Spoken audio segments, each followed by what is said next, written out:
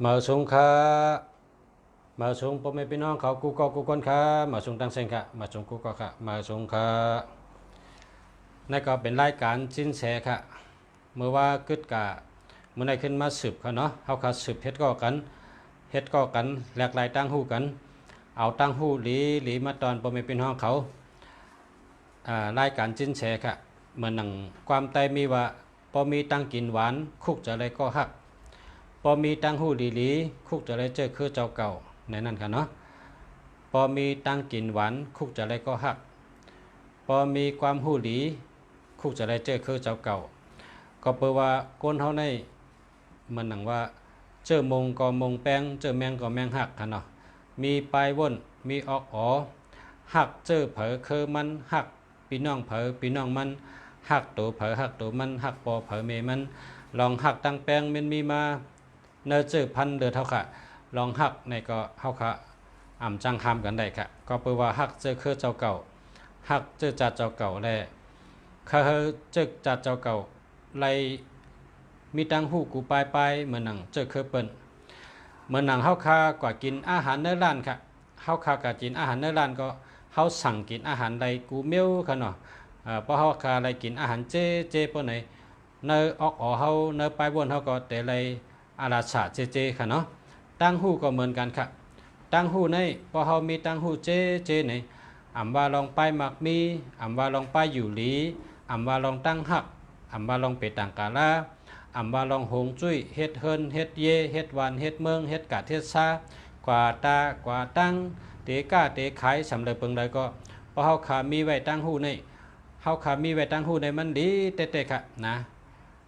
กำมันเปิ้นว่าปิญญาช่วยโอรูมาโคนะคะเนาะเพราะว่ามีปิญญาในแก้เลยมอคำค่ะเนาะพอเฮามีมอคำในโจรเอากาก็ไล่เปิ้นลักกาก็ไล่นะพอเฮามีปัญญาในก็โหเฮาใน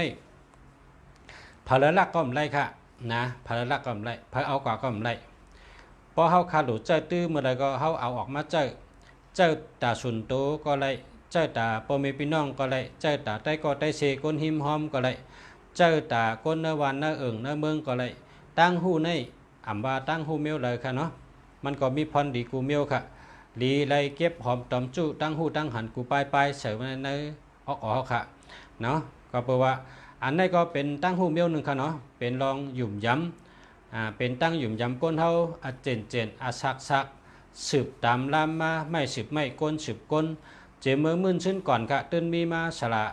เฮาคาก็เป็นสละนะภาษาเมืองดีนี่ก็เป็นสละเขาในก็เลยชื่อว่าแสเมืองดีนี่ก็เป็นสละนั่นค่ะเนาะสละอันว่านั้นมันมีเนื้อพิงเงตใต้เฮาแต่แค่ว่านำเลยเปิ้นใครเนาะพอเฮากดด้วยลองดิกได้ได้เฮิรนเขวานเขนั่นพอมีเฮิรนละ20หลัง30หลังนี่เดี๋ยวมีห้องเห็นเขค่ะนะเปิ้นสอนดิกเขก็กะพอกว่าวันพี่น้องใต้เนี่ยพอมีเฮิรน20หลัง30หลังได้ในวันนั้นนะสลาในมีติเกชุน2ก็ขึ้นตั้งเลยค่ะเตือนมีกุฏิค่ะให้ห่างไรมีเนี่ยก็เปิดเป็นตั้งหยุ่มยำเขาค่ะลูกอ่อนตรงก็ห้องหาสละลูกอ่อนให้กลางขึ้นก็ห้องหาสละยุ่มดีกินหวานก็ห้องหาสละเป็นมาหลักไล่ก็ห้องหาสละก็เพราะฉะนั้นสละเนี่ยสละลองเลยก็มันเป็นตั้งหูมันเป็นลองดีค่ะปุ่นตัดจอยเฮาคาเตอยู่ในเนื้อตรงเบื้องก้นเลยค่ะเนาะเฮาคามีสายใจมาอยู่ในตรงเบื้องก้นอำว่าเตอยู่ก็ฮือค่ะเฮาคาเกิดมาแต่ได้อยู่หลายปีหลายเดือนหลายวันนั่นแหละไผก็ฮู้ค่ะเนาะเมื่อป่นมาในเฮาคาฮู้อยู่หันอยู่ว่าเฮาคาได้อยู่มาผมเงาพระตราสังขารเสียสมาครูบาจันเจ้าถอดจอมยัดปันชีวิตเฮาคามีสายใจอยู่ได้มาต่อถึงวันเมื่อในก็ขอบใจเต้ๆค่ะเกจูต่างเต้ๆค่ะเนาะก้อยการในกันหน้าเฮาคาแต่ได้อยู่ทางกาฮือในไผก็หันตั้งหน้าค่ะเนาะก็บ่ว่าโจเฮาไปกว่าตั้งเหลอโจตึกวิสายใจอยู่ในหาเลยหมอหาตั้งฮู้ใส่โตนะพอเฮามีตั้งฮู้ในเฮาได้เฮ็ดเธอแชมแบบกูเมียวค่ะพอเฮาใครฮู้ลองไปอยู่ดีเนี่ยก็เฮาโหลกินยากินตั้งกินให้เป็นยาค่ะเนาะกินตั้งกินให้เป็นยากินข้าวกินพักกินอาหารละกูเมียวให้เป็นยาค่ะเพราะเคยไปอยู่ดีเข้มเพราะเคยลองว่ามาลองมักมีลองเกี่ยวลีลองกล้าขายลองเฮ็ดการงานขึ้นอย่างเหมาะสมในซ้ำโลตึงปังฉลานะฉลาเขาชิ้นแชร์เขานะเปิ้นก็ได้หมอตอกหมอต้วยว่าเฮิรนในเฮ็ดจังหือเฮิงเป็นเฮิรนก้นมีตั้งนาเฮิรนนะมันได้ชิ้นแชร์ได้ออกมาตอนปันพอมีพี่น้องเขาในขายินเขามาว่าตั้งนาเฮิรน กลางวันเขาจะได้กว้างนะเตเป็นที่อยู่อีสังตั้งหลังเฮิรนเขาจะได้เป็นจังหือเฮิรนเป็นก้นเฮิรนอายุยืนยาวตั้งหน้าเฮิรนเขาจะได้เป็นเฮิรนจังหือเขาเป็นเฮิรนเงินเข่าหลีปลายหมักมีแคมภายขวามือเขาขาดจะได้มีสังเขาปลายหมักมีเขาหลีภายซ้ายเฮิรนเขามีสังปลายหมักมีเขาหลีจะไหนในหนังเขาข่าวว่าเฮิรนหลังหนึ่งเลยเนาะมันมีอังการลักษณะตั้งหน้าเฮิรนโปรแกรมไตเขาเป็นว่ากลางวันตั้งหลังเฮิรนนะตั้งคางเฮิรนตั้งซ้ายตั้งขวาผายซ้ายผายขวาเพราะเขาเอาพักดูเขาว่านั่นฉะนั้นนะเมื่อในวันในก็ตั้งหูดำตั้งหูนำตั้งหันกวางตีจินเฉดห่างแฮนไว้ตีมาลัดพอมีพี่น้องเขาได้แต่มีหลายมิวใกล้กับเปิดถ่อมได้จำกันค่ะเนาะ นั่นก็จินเฉดค่ะบัตตันก็มาค่ะพบเป็นพบปอมีพี่น้องเขาค่ะ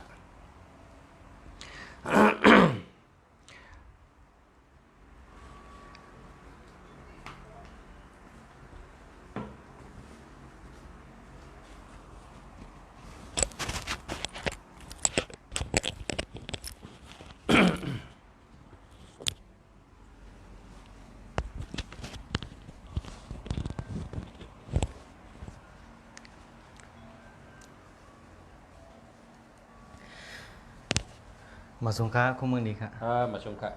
มาสงค้าปอแม่พี่น้องไว้เกาหลีผู้ถ่อมยินเขาตั้งหมดตั้งเสียงค้า อ๋อค่ะ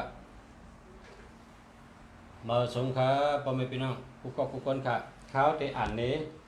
รายการจิ้นแฉปุ่นตาวันเมื่อไหนอันเขาขาดรัดวันเมื่อไหนเนี่ยปุ่นตาเจ้าตื้อวันเมื่อพกค่ะ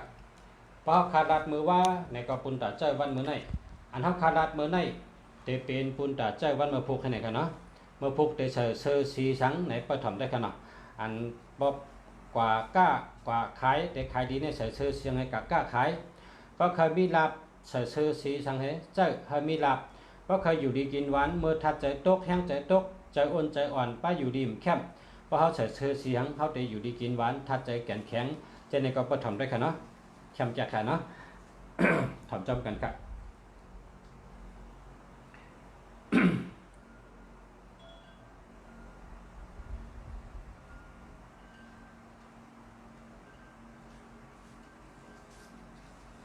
มาสงค้าโหขอแนะนำพ่อแม่พี่น้องอ้อยดีผู้ทำยินเขาตั้งหมดตั้งเสียงค้าในเป็นรายการจินแสเมื่อได้เป็นวันที่8 9 เดือน2เฮง19ค่ะออกรายการกูวันข่าวยาม8 โมงกลางคืนค่ะถามตอบปัญหากูลองแด่เกลิดปัญหาแจงแรงได้ค่ะโหขอความถามวันเมื่อไหนมีหนังไหนคะเมื่อพุกเป็นวันตุชัดอีสังหลายๆอันอ่ำแมนกันนะครับ โอเคเมื่อผูกเป็นวันที่เก่าค่ะเนาะ ก็ครับ โอเคเมื่อผูกในตั้งแฉเปิ้นห้องว่าเป็นวันไก่ฮะวันไก่แลตั้งปังใต้อ่ำแมนกันกอมนั้นในไก่ซ้ำเป็นทัดทองนะฮะปังใต้ซ้ำเป็นทัดไม้กอมนั้นในเมื่อผูกในเฮอเราว่าเฮอมิสตินะฮะเฮอพังสติลองเพอันที่มาจอมเล็กจอมตองนะฮะมันจึงว่าเป็นมีดเป็นหมากกองเป็นโลดเป็นก้าจำไหนก็เป็นเล็กเป็นต้องทั้งเสียงค่ะเนาะเยาก็เฮอมิสติลองไม้ค่ะต้นไม้ตรงตอกทั้งเสียงลองไม้เสียบไม้ตำไม้แตงหนามปักจำไหนก็สามารถเป็นไม้เหมือนกันฮะเพราะนั้นในปีอันโดไรมิสติในวันเมื่อพุกในเป็นปีกัดเป็นปีไก่นะฮะและตั้งอันปีปังใต้อันที่เป็นห้องว่ากัดไต่นั่นขนาดนะมีจังหนังไหนคะอันอ่ำเมียนกันเมื่อพุกและโลและมิสตินั่นค่ะ ออกครับสติ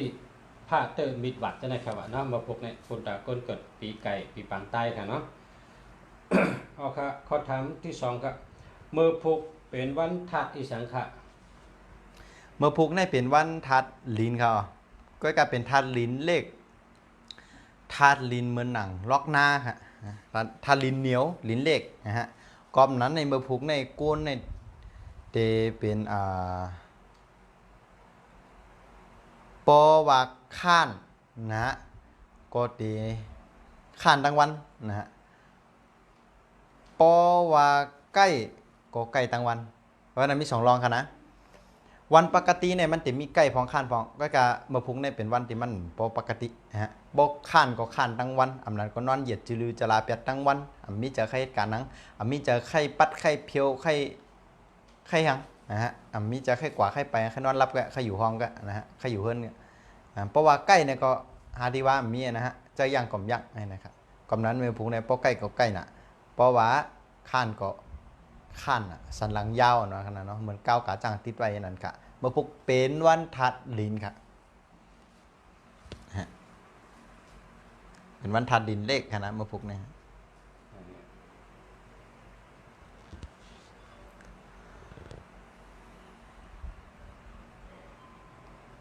ออกครับข้อที่3ครับเมื่อพุกถูกดีใส่เสื้อโคสีสังพอถัดใจตกแลไปอยู่ดียุบย่อมนะครับเมื่อพุกในก็เปิดเป็นวันทัดลินในถูกดีใส่สีเหลืองค่ะย่อก็สีน้ำตาลนะบนห้อสีกาแฟนั่นค่ะเนาะเตเข้มค่ะเตลีค่ะนะฮะเอาครับข้อที่4ครับเมื่อพุกถูกดีใส่เสื้อโคสีสังให้ผีสังชัดก้นพอมีเมตตาเนี่ยครับเมื่อพุกโหลใส่เสื้อคู่อันเป็นสีขาวค่ะย่อก็สีเงินค่ะสีค้ำค่ะเนื้อเฮือจำนวนค่ะเตลีค่ะเอาครับข้อที่5ครับเมื่อพุกถูกดีใส่เสื้อโคสีสังเพราะเขาก้าเมียดขายหมันมีสุนมีลาบก้าสังก็มีอเมียดอัตโตครับเมื่อพุกในก็เปิดว่าเป็นทัดลินมาในอันเป้ลินได้อันกินลินได้กูว่านั่นก็เป็นไม้ค่ะฮะไม้ในหักไม้มันในจำลงลินกันในก็กินปุ๋ยกินสารอาหารในลินค่ะนะฮะเพราะนั้นเนี่ยใครมีโจมีลาบในเมื่อพุกในลินในมัดเต็มปิกค่ะเนาะกำนั้นในโหลใส่เสื้อโคสีเขียวค่ะเพราะใส่เสื้อโคสีเขียวเนี่ยเตมีส่วนมีหมานเตมีโจมีลาบค่ะสีเขียวค่ะเขียวในเขียวอ่อนก็ไรแก่ก็ไรตัวเอาบะตอนนั่นครับตั้งแต่หนุ่มต่อถึงปอแก่นั่นครับข้อที่6ครับ เมื่อพุกถูกดีออกคอออกเฮิรนกว่าหน้าตั้งเลยกว่าจู้ไผ่ตั้งเลยให้ผีสังสัตว์ก้นเขามีเมตตาเนี่ยครับนะครับก็เจียงห้องวันออกครับกะจู้จังเจียงห้องวันออกซื้อๆครับที่เป็นพันลีแต่ตัวเขาในวันเมื่อพุกนั่นค่ะออกครับข้อที่7ครับเมื่อพุกถูกดีออกคอออกเฮิรนกว่าหน้าตั้งเลยกว่าจู้ไผ่เลยให้ปอมีสุนมีหมันก้าเมียดขายหมันมีสุนมีหลับมีนำแมดนำตอนมานำครับกองมันพุกเป็นวันทัดลินค่ะโหลโต้ลินกับถมนำครับเพราะใครมีจงมีหลับจะว่าเฮอกับโต้ลินค่ะนะทัดนำในอยู่ตั้งห้องครับทัดนำอยู่ตั้งห้องกอมนั้นในเมื่อพุกในโหลกว่าจู้ตั้งห้องซื้อๆค่ะเหมือนโต้ลินในกับถมนำถมเอาเงินเอาค้ำนั่นค่ะนะกอมนั้นในเมื่อพุกเพราะใครมีส่วนมีหมันนะฮะก็เฮอกะจู้ตั้งห้องซื้อๆค่ะเนาะนะฮะครับ ข้อที่8ครับเมื่อพุกถูกดีก่อจะปัทมะเตตั้งเหตุการณ์ลองอีสังหลายอันเตเป็นมังกลาได้ปันพรดีปุนตาตัวครับเมื่อพุกในเป็นวันตีมีมันเป็นวันตีทาดหลินแข็งแห้งเป็นวันตีหลีแต่ว่าวันหนึ่งค่ะว่าได้เป็นเมื่อพุกในถูกหลีเฮ็ดว่าได้เป็นการช่วยหน่วยกันนะฮะการขึ้นปังกลุ่มกันนะฮะย่อก็เป็นการป้อเป็นตั้งเมืองเฮาก็กับเฮียนลายนะฮะลาย36ล็อกลายจึงลายแล้วลายหังก็ย่อค่ะเนาะลายอันตีตาเตป้องกันตัวนั่นนะฮะเพราะตั้งไทยก็จะเป็นกับฝึกมวยก็เป็นการฝึกวิชาก็เป็นการฝึกวิจารณ์ในการปกป้องแห่ปุ่นตาเตแห่กังปันตัวเจ้าเก่ามันนั่นไหลนะฮะลายป้องกันตัวนั่นแล้วก็เป็นวันดีนะแต่อันที่โอ้ยก็เหลียวเขาอันอยู่จ้อมหวยจ้อมลอยนั่นก็เป็นวันดีแต่เตฝึกตาบกันนะฮะแล้วก็เป็นวันดีครับเตออกตับซึกครับมือพวกนั้นฮะออกตับซึกกับตึกเปิ้นนั่นเป็นวันดีครับหมากกองเขาออกตั้งเขาเป้เปิ้นค่ะนะฮะแล้วก็เป็นวันดีที่เขาเตออกตาออกตั้งค่ะนะฮะแล้วก็ย้อนออกตาออกตั้งเหกับไวตีทอตีเมียตีเขาหยุ่มย้ำสถานนั่นเหย่อก็หูเขาย้ำมันเที่ยวหยุ่มย้ำสถานนั่นเหย่อก็กะย้อนป้อนมังกรที่เขาเนี่ยก็ตีเป็นพ่อนดีตาเขาค่ะแล้วก็เป็นวันดีตาที่เขาตีเขาหาผู้ใหญ่ก้นหลวงเขานะฮะ ก็เป็นวันดีตั้งเสียงค่ะว่าได้เป็นวันดีเดียวที่ออกแหล่กหาการนะฮะกหาสมัครงานนะฮะกหาการหางานก็ติรายการรายงานค่ะอำนั้นก็กะเข้าหาเจ้าหานายจำในค่ะมีเรื่องอุบเรื่องรัดในกะหาเขาค่ะนะฮะกะหาโอ้ยโกโอ้ยเซนะฮะกะเอาจาตี้กะเอาพี่น้องนะฮะแล้วก็หาเงินหาคำนะฮะบ่พุกในเป็นห้องว่าวันเก่งเนี่ยครับเพราะนั้นเนี่ยแกเอาหาเงินหาคำก็ตีเป็นพรดีตัดตัวเฮาเฮมกะเมื่อพุกในย่ำหลีตาที่ย้อนลูกจอมขาสังใครมีลูกใครจับต้องประมาณประสันเตเนี่ยก็ย้อนลูกค่ะก็ดีเหมือนกันแล้วก็เป็นวันดีที่ตั้งเสาค่ะเป็นวันดีที่ตั้งเสาแล้วก็เป็นวันดีที่ขุดดินขุดหลินทำไรกันนะขุดหลินขุดน้ำบ่อขุดน้ำหลินขุดดินขุดน้ำบ่อขุดหนองทำไรครับแล้วก็ขุดหองทำไรครับฝังศพก็ดีคำพุกจ้าอันเป็น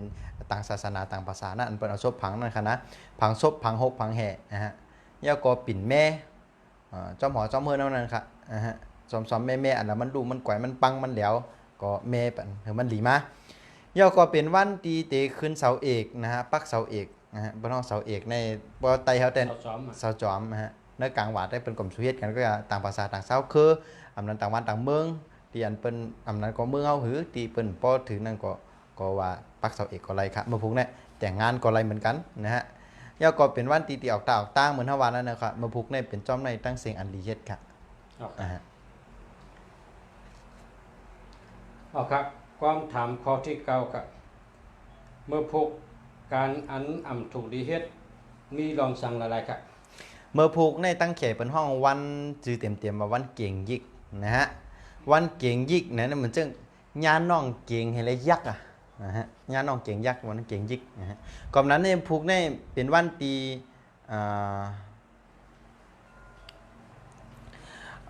เป็นวันตีหลีคุดลินได้ใจอยู่ก้อยกับเป็นวันตีอ่ำถูกหลีผูกซ้อมค่ะเขาขุดลินไรย่านาลินไรแม่ลินไรก้อยผูกซ้อมอ่ำไรคำพูกเนี่ยเพราะผูกซ้อมลงกว่าในพักมันตึงป้อมเหี่ยวงอกก็มันตึงเหี่ยวแห้งเองในก็ป้อหันน้ำต้นพันหลิมเกิดครับมันแก่ค่ะมันพูกเนี่ยขุดนาลินไรขุดลินไรแม่นาลินไรก้อยกับผูกซ้อมไรนะฮะนอกจากอันอ่ำผูกซ้อมไรเฮเสียวเนี่ยย่ำอ่ำถูกตีเมื่อกี้เนี่ยว่าฟังเสาเอกขณะอันว่าลีเฮ็ดเนี่ยเสาจอมก้อยกะอันอ่ำลีเฮ็ดซับอ่ำลีเฮ็ดการก่อสร้างพวกเสาจอมเพิ่นกันนะปกเสาจอมเพิ่นในลีเฮ็ดอยู่ก้อยกะการแค่ปกแค่หนาอะไรอยู่แต่ว่าปกติเฮ็ดการก่อสร้างเฮ็ดเต้นๆว่าเนี่ยมันไรอันพวกนี้นะฮะพวกไปเสาอะไรเนาะฮะยากองพวกเนี่ยอันอ่ำลีเฮ็ดในเปิดตู้เซฟเปิดตู้เซฟเปิดตู้เงินเปิดตู้เงินตู้ค่ำลีเฮ็ดกะพอเขาเปิดตู้เงินตู้ค่ำอันนั้นก็เปิดทงเข้ามานะฮะเปิดเย่เข้ามานั่นแหละกินก็กินปงมันก็ให้รู้สึกว่าเขาในย่อมไว้น่ะจ่ายก็จ่ายปงมันก็ให้ซื้อว่าเงินในเสียงไว้น่ะนะฮะพวกนี้มันดีเปิดตู้เซฟอำดีกับถอนเงินตีธนาคารอำดีถอนเงินตีปั่นนั่นค่ะกับบ่ต้องไต้เอาแต่อย่ายืมเงินนั่นขนาดนะเดี๋ยวกระทุกเงินออกมาแล้วก็อำดีตาที่เปิดกินทงเข้ามานะฮะเปิดกินกะตักเอาเขาเนื้อยุ่งเนื้อหยองเข้ามาเนี่ยอัมลีตักออกมาเติมพุกเนี่ยฮะยาวก็เป็นวันอันตีอัมลีเฮ็ดก็คือว่าการเอาเฮือลงเอาเฮือเนี่ยลงนำเฮือลงนำอัมลีเฮ็ดครับพอลงกว่าในมันบ่หึงเพราะนั้นเฮือนั้นมันจิ้มมันป่องแต่มันรูปเป็ดก่อยเป็ดเหลียวเป็ดไหนอันนั้นก็ลงกับมีเพศตั้งนำอะไรครับนะฮะยาวก็ปกติแข่งเฮือกันนะแข่งเฮือกันเมื่อผู้ก็เป็นวันอันตีแขเขาบอกว่าปอยาวันเก่งยิกในหรืออะไรมีสติเยอะๆน้ำๆนะครับนะว่าในการที่ปินเนี่ยนะวัดในการที่เอาเฮือลงน้ำบางทีแข่งเฮือในอำดีกับพวกนี้นะฮะออกตั้งเฮือให้ไหนนะกับจุตั้งไก่นะตั้งจำตั้งไก่ก็มันป้อดีกับพวกนี้เป็นเพ่จังเป็นเพ่นะฮะเอาเนาเฮือกัดตามมาเฮือน้ำมันกับหมอดเครื่องกัดลับอะไรก็จังเป็นกันอะไรนะฮะวันนั้นมีสติครับในพวกอันอำดีเฮ็ดนั่นครับครับในความถามข้อที่10ครับในความถามข้อที่10ในถามคุณตานางยิง กวนยิงอันป้าต้องป้าสันเทเมมานเขานั่นหรือเลยสัตติมีอีสังหลายๆค่ะวันมาพกนี่ แม่ม่านอันป้าสันติหรือและสตินี่อย่าไปกับจุกปักพระตูลงค่ะนะฮะพระตูลงอันเขาหอเขาเฮือนเอาในกะบัดจะเป็นพระตูนาเฮือนหรือพระตูกลางเฮือนมองก็เตลานมาว่าเผยยำแต่กับจุกพระตูเฮือนใจอยู่ครับอย่าไปใกล้เขาใกล้ออกพระตูลงนั่นขนาดนะเป็นกะไรมันเข้าออกรีคำพกอยู่นะเฮือนAACC อ่ะนะฮะป้อมตัวหลาๆก็เปียสนามชิวอ่ะเนาะเพราะนั้นผมพุกเนี่ยเป็นเจ้าไหนในเป็นรองดีแต่ไม่ม่านเขาค่ะไม่ม่านเขารู้อะไรเฮ็ดเจ้าไหนค่ะตีเป็นการดีนะฮะกำไรมีปอมแม่พี่น้องเขาเขียนเขามากก็มีตังหนำก้อยกาพี่น้องถามว่านำในอันตั้งหลังเฮิรนตั้งหน้าเฮิรนเนี่ยหลังเฮิรนเย่เนี่ยอ๋อเอาขาเอาแต่ซับแรกบันอย่าไปไม่ใจกัดเย็น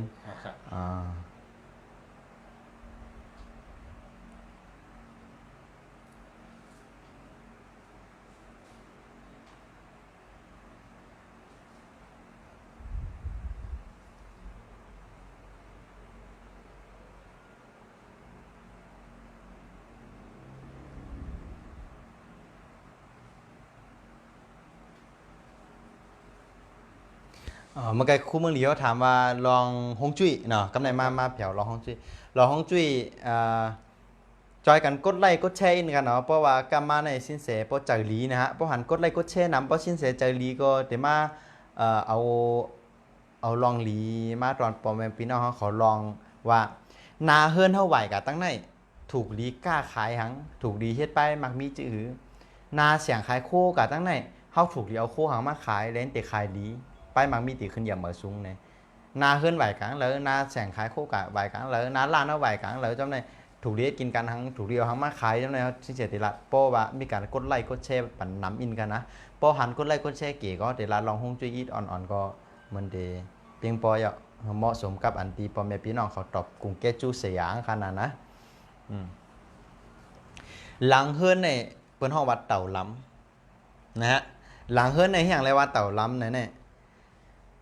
ก็เพราะว่าหลังเฮิรนในมันเป็นตีกัดเย็นนะฮะสีล้ำนั่นเป็นสีของกลางคืนมันเป็นสีของทัดน้ำนะน้ำนั่นมันเป็นลองกัดลองเย็นลองเต็ดเย็นนะฮะเพราะนั้นเนี่ยหลังเฮิรนเขายังเปิดยังว่าแทงว่าเพราะว่าหลังเฮิรนเขาเลยมีตีปังไว้เหมือนหนังอ่างนั่นนะเหมือนหนังตีปังเป็นตีลินปังไว้เปิ้นว่ามีอ่างเก็บเงินหน่อยครับนะฮะเพราะนั้นพอเผอใครมีเงินเก็บนะฮะหลังเฮิรนในหลูคือมันปังไว้เป็นตีไว้เป็นเฮิรนเขาก็หลังเฮิรนเขาเป็นตีปังไว้เป็นลินนะมันจะนำค่ะนะเป็นลินเนี่ยเพราะว่าเขากับแผวเฮิรนเเหรอพอเขาไปกับอะไรกับหันหน้าเฮิรนเขามันปังกับหันหลังเฮิรนเขานั้นมันปังเป็นตีลิ้นไว้ปังนี่นั่นมีต้นไม้สูงหังเป็นปังเหมือนสนามยาในขนาดนะหู้ไว้กำเหลวก้นนั้นในเงินในธนาคารในเต็มปีกอะครับเงินเก็บแต่มีน้ำนะฮะหลังเฮิรนในเป็นถุงเงินอันที่อำบอกไปก็เพื่ออำบอกไปเลยเอาไว้หลังเฮิรนในขนาดนะเพราะนั้นหลังเฮิรนเนี่ยเพราะใครมีเงินเก็บหลังเฮิรนเขาหลุดปากหลังเฮิรนเขาหลุดลงเป็นปังกองๆให้มันเหมือนหนังสนามยาปังเป้งกลางๆนั่นน่ะไว้ชนกองๆให้วันนั้นน่ะมีชนกองๆให้มันติดเก็บเงินขนาดนะฮะกำไรตั้งหน้าเมื่อกี้ตั้งหลังนะตั้งหลังนี่เป็นเต่า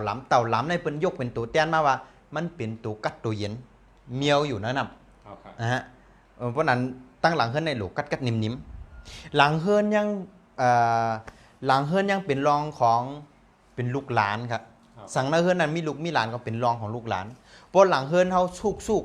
นะฮะหลังเฮิรนเขาหกหลังเฮิรนเขาหกลูกหลานก็ติเหลือกล้ามนะฮะเพราะหลังเฮิรนเขามีน้ำตู่น้ำเนาน้ำเหม็นลูกหลานก็ติดเล่นเกมน้ำเดี๋ยวพอเป็นสาวเป็นคนใจมียิ่งก็เป็นถึงขิงบ่าวขิงสาวก็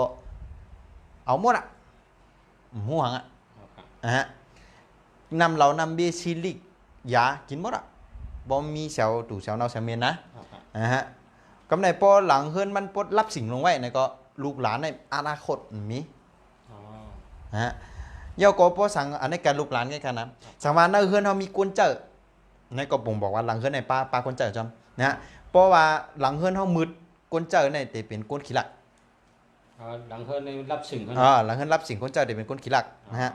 พอหลังเฮือนเฮาหกคนเจ้าในอะไรเฮาแต่เลยเจอนำอะไรอุบนำอะไรลาดน้ำกระโจเขาได้เฮ็ดลาดเอาก่อมตองลาดเอาอะไรลาดแทงลาดกวนก่อมตองนะฮะพอหลังเฮือนแลมีไผเฮอไว้ปังๆไว้ไหนเมบานนั่นก็ถ่อมกล้ามหูกัน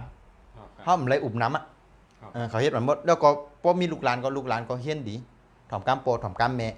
นะฮะเหลือกล้ามเอาละกำในเฮามาถึงนาเฮิรนนะฮะเมื่อเต่าหลำในป่องเจ้าเนาะมันเป็นตัวเตี้ยนว่ามันเป็นสัตว์เมียวอยู่นะน้ำหลูกัดเย็นๆเนี่ยนะฮะมันเป็นเมียวอันหลูนิ่มๆหลูมีหางตุ้งหนึ่งด้านหลังพอหลังเฮิรนเลยมีเหมือนหนังพัดลมมีแอร์มีเครื่องออกกำลังกายมีอย่างก็อย่างที่หลังเฮิรนนั่นน่ะนะพอมันนิ่มก็ลูกหลานก็นิ่มกวนเจ้าเนาะนะเฮิรนก็หมออยู่นิ่มก้าวมาเปิดตู้เย็นกินนั่นกินในจิ้มนั่นจิ้มในผมพอเฮิรนมามันตอนกินทั้งนะฮะเป็นเจ้าไหนครับลูกหลานก็เฮ็ดนั่นเฮ็ดในว่าก่อมถอมโป้ก่อมหลับตาบก่อมโก้ข้ามเงินโคเสือเท้าแทงนั่นไหนครับนะฮะก็ในมาเผียวนาเฮิรนนาเฮิรนในเปิ้นห้องว่าหงเหลียงหน่อยครับนาเฮิรนในเปิ้นห้องว่าเหม่งตึงก็จะหงแดงก็ใช่ฮะคำว่าหงเหลียงในหงนกหางสานกหางสาครับนกหางสาเหลียงนะฮะนกหางสาเหลียงในมันบอกว่าหางในหงเหลียงในบอกว่าหางในหงในมันมินหรือเสียเพราะมุดหงอันว่าในมันมินในสูงในเสนกต่างเมียวนะฮะแล้วก็นกหางสานะครับนกหางสานกหางสาแล้วก็มันมินอยู่เสียเปอตัวมันในด้วยพอมีตาหางรีอยู่เสียนั่นนะมันนิ่มไรมันนกยุงกาอยู่ก็ใครว่าเช่นนั้นก็การเมียวทางสาการนั้นมันกากลางเฮาเขามันเตียนกับเตียนมาในมันใครตัวมันก็หางหลีมันใครเฮออันก้นหันตั้งหางหลีมันเหมันบอกขึ้นเตียนกับเตียนมามันอยู่นิ่มเลยนะฮะอันในป่องว่าหางไหนในป่องว่าโหลมีการตุ่งหนึ่งตีนาเฮิรนเท่านั้นนะฮะเปิ้นเฮาว่าเหม่งตึงนะโหลมีการตุ่งหนึ่งนาเฮิรนยาวก็นาเฮิรนเท่านั้นอย่างแล้วห้องว่าหงเหลียงสังเกตว่าพอเป็นทีมฟุตบอลเนี่ยเอากับเฮ็ดในลิเวอร์พูลนะลิเวอร์ก็แปลว่าแม่น้ำลิเวอร์พูลก็เป็นทีมฟุตบอลลิเวอร์พูลของหงเหลียงนั่นนะเขาก็จะในเป็นร้องในเขาใครทีมเขาในคืนใหญ่และกึดย่างกาตั้งนาติ๊กๆนั่นนะเขาจ่องก็เอาลิเวอร์พูลก็ใส่เป็นทีมฟุตบอลนะสีเหลืองก็ในพอตามฮงจุ้ยก็หงเหลียงในนาเฮิรนในโหลตุ้งหนึ่งโหลมีร้องตุ้งหนึ่งเหมือนหนังว่าด้วยตีลมป้อมมีลมก็ป้อมมีลมเข้ามาตั้งนาก็อาจจะมันเฮ็ดน้ำพุซะในขนาดนั้นมันมีการตุ้งหนึ่งนาเฮิรนป้อมมีการตุ้งหนึ่งนั่นในลองการขับขึงไปมามีขึ้นอย่างมาสูงในหยาบค่ะนะป้อนาเฮิรนมีลมมานาเฮิรนมีน้ำพุมีน้ำปรุงไหนมีน้ำตุ้งหนึ่งไหนเฮิรนนั่นในการหาเงินหาคำก็เตหาหยาบนะฮะเพราะนั้นเหม่งตึงอันว่าในมันหลบปังนะฮะนาเฮิรนเฮาในมันหลบปังป้อนาเฮิรนเฮาเลยมันปังนาเฮิรนเฮาหกนะฮะเหมือนจังว่าป้ออยู่ที่พัดตัวเฮาเอด้วยออกกันนาเฮิรนนะป้อมีต้นไม้มาแห่นาเฮิรนนะฮะก็เหมือนไม้จิ้มเขียวไม้แตงเขียวเนี่ยมาขำเขียวไว้กินหางกอมไม่เสียเขียวมาขำเขียวไว้กินหางกอมป้อมเหมือนใจนั่นบอกว่ากาโจเตอะไรเงินอะไรข้ามมานั่นหยาบนะฮะยาวก็เพราะว่าสังมีต้นไม่ต้นตอกอันนั้นมีต้นใหญ่ก็ต้นเล็กอันมาเฮ็ดจำนาหอนะเฮือนจำนั้นก็เงินคำอันเท่าถูกแล้วนั่นก็ฝืดนะเพราะว่านาเฮือนเฮาพอขึ้นเหงี่ยงออกนะนาเฮือนเฮาในพอหมอก็เฮือนกาปันแต่เร็วสูงเฮ็ดขึ้นอยู่100แล้วตั้งเหงี่ยงออกกันไหนคะนะเพราะนาเฮือนเฮามันเทออกจังไหนแน่จันตรงไหนเนี่ยจันลงกันไหนครับพอเฮือนกับนาเฮือนจันลงกันไหนครับไปหลายเนี่ยจันลงกันไหนพอจันลงกันไหนพอขับรถลงกันได้ไงขับการลงกันได้นะก็กลับพอขึ้นมาในกระโจเด็กขึ้นคิวบ่ใครรันมันเป็นนั้นครับก็นั้นเนี่ยป้อมเป็นเจ้านั้นเนี่ยเงินคำเนี่ยหามาเป็นหมื่นเป็นแสนเป็นล้านก็จ่ายเสียหมดสุดท้ายเก็บอยู่ครับเปิ้นเฮาว่าถงเงินโฮครับนาเฮือนเนี่ยเป็นเงินอันตีตึ้งตีเข้ามามันนาเฮือนเนี่ยเหมือนหนังปากถงเงินมันเหมือนหนังซบก้นเฮาเนี่ยประตูเฮือนเนี่ยเหมือนหนังซบก้นเฮาเนี่ยนาเฮือนเนี่ยเหมือนหนังเฮาต้วยกับตั้งนานใช่ไหมนะฮะ ป้อนนาเฮือนเอาปากเฮาก็ติหันแจงๆแรงๆนะฮะเหมือนกันป้อนนาเฮือนเอาโฮก็เหมือนคนหูมาสุ่มใบในเหมือนอีกแก้วน้ำมาเหมือนไอ้แก้วน้ำมาจำนั้นขนาดนะมันเด็ดด้วยด้วยหาหังบ่หันนะป้อนนาเฮือนมันจันลงให้ไหนนั่นแหละมันเหมือนหนังว่าตาเฮากัดด้วยว่าเฮาอันไหนก็ใครไล่อันไหนก็ใครซื้ออันไหนก็ใครเอาอันนี้มันเป็นรายจ่ายกันไปนะฮะเนี่ยปออันนั้นคือนาเฮือนเอานะหลังเฮือนเนี่ยพอขึ้นเป็นถงเงินน่ะเป็นโกนถงนั่นขนาดนะพอเขากะแอวเฮือนเผาในพวกใครหัวเขามีเงินห่ำมีเงินอะไรหมายถึงว่ามีเงินในบัญชีมีเงินในบัญชีเนี่ยนะไปกับด้วยหลังเฮือนเขาเดี๋ยวค่ะจ่องปากนะฮะพอมันโหกไว้เนี่ยนะโอ้ลูกชุนในเรือก้ามน่ะเห็นว่าอะไรก้ามเดี๋ยวเป็นสลัดตาตีบก้ามเดี๋ยวเนี่ยนะพอมือด้วยโอ้ลูกชุนในหมอมือยาวอันนั้นคนลูกน้องทัพเป้ชุนในหมอมือยาวอันนี้พอหมอย้อนเนี่ยนะพอนาเฮือนมันมีอันตุ้งหนึ่งเนี่ยอันอยู่นิ่มเนี่ยโอ้ลองการไปมังมีชุนในชุกยุงเนาะเพราะหนิมเงินชุนเนี่ยมีลองอันตีโดพัดเปลี่ยนอยู่เสียมีลองอันโลเข้าโลออกเสียมันเพราะกัดหนิมนะฮะยอก็ยังป่งบอกว่านาหลังเฮือนน้ำยาวดงกับหลังเฮือนนั้นบอกว่าเป็นอำนาจปรมีพุ่งตะโคนะเพราะหลังเฮือนเขาตรงหนึ่งเนี่ยอำนาจปรมีพุ่งตะโคมอย่างเพราะหลังเฮือนเขาพอขึ้นเป็นร้อยจันลงกะเนี่ยหมายถึงว่ามันเหมือนหนังว่าหลังเฮือนเนี่ยมันเป็นดีเฮือนอันนี้เป็นทีลิ้นเนาะเฮือนเขาเฮ็ดเนี่ยก็เนี่ยขึ้นเป็นจันลงกะเนี่ยนะหลังเฮือนเขามันเทลงกะเนี่ยนะอันนี้ผมบอกว่าเพราะว่ามันเหตุการณ์เจ้าการคุณก็วันหนึ่งลูกน้องตีหักหลังหน่อยเหตุการณ์กล้าการขายก็อันจ้ากล้าขายเหมือนกันแต่หักหลังมันวันหนึ่งได้เพราะวันเราในก็ปีเราในก็หลุดกับด้วยทางมันหลุดด้วยด้วยฮงจุ้ยนึงขนาดนะเขาแต่ลาปีในเหลือในเฮระวังน่ะเปิดเดี๋ยวหักหลังในเหลือในปีในที่ไหนขนาดนะอำนาจในตีซุ่มในปีในเหลือในตีคู่จอมเจนั้นครับเนี่ยในแดนภาษาฮงจุ้ยว่าเมื่อสลาตาตีมันหู้เจไหนครับก็เลยเอามานาเฮิร์นกำไหนมานาเฮิร์นในเพราะว่ามันสุกยุงก็ปัญหาต้องเกไข่น้ำคือปนหลังเฮิร์นในปัญหาที่อยู่ตั้งนั้นเพิ่มหันเดี๋ยวคู่ก็เหลวปนาเฮือนในปัญหามันหันอยู่อะจำปองใจเพราะตั้งหลังเขาด้วยหันเนี่ยธรรมชาตินั่นก็ตั้งหลังเขาด้วยหันปัญหาในชุกยุงมีอยู่ตั้งหลังชุมอยู่ตั้งหลังอันนั้นก็เปิ้นที่วางแผนไว้ชื่อก็มุก็เอาผมจอมหูไรอันนี้คือนี่คือลองหลังเฮือนก็ในปอลองนาเฮือนก็เป็นอันลองเขาหันลองเขาทบตัวยานะฮะเพราะว่าเฮ็ดลองเพราะว่านาเฮือนเนี่ยมีต้นไม้ต้นตอกมีขยะนะครับว่ามียุยักษ์น้ำก็ในจัดป่าในแต่สุกซักก็เสียมีเงินมีคำก็ตึงสุกซักว่ะนะฮะกดผ่านก็ยังตึงสุกซักว่ะอุยุกอายักษ์เนี่ยเป็นรองสุกซักก็ผมจะเห็นมันเป็นรองสุกซักแล้วจ่องก็ห้องว่าอุยุกอายักษ์นั่นขนาดนะฮะย่อก็เพราะเป็นน้ำตู่น้ำเนาน้ำเหม็นมามีนาเฮือนก็กวนอันอยู่หน้าหอหน้าเฮือนนั่นว่ากาทั้งนอกก็จางกากินเหล้าเมาเปียงสุบซีริกนมก้าวกินยาบ้ายาเมายาผินอำนั้นก็กาต่อการไพ่การร้อง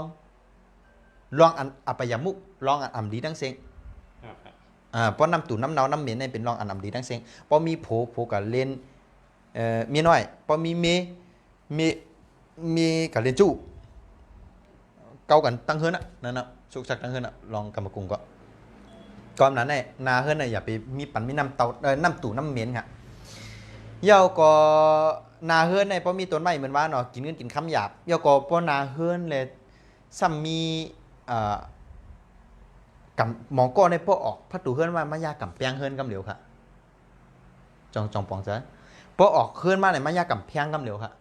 เพราะว่าออกเฮือนมาเนี่ยมายากับแพงแห่ไปกำเหลียวเย่าจ่องก็เดี๋ยวออกพัดตู่ลงปุ่นหนึ่งมองเฮือนค่ะนะสินแสจัดฮงจุ้ยมันนำมันทบมันนำพอเฮือนเจอหนังซ้ำอนาคตเมีย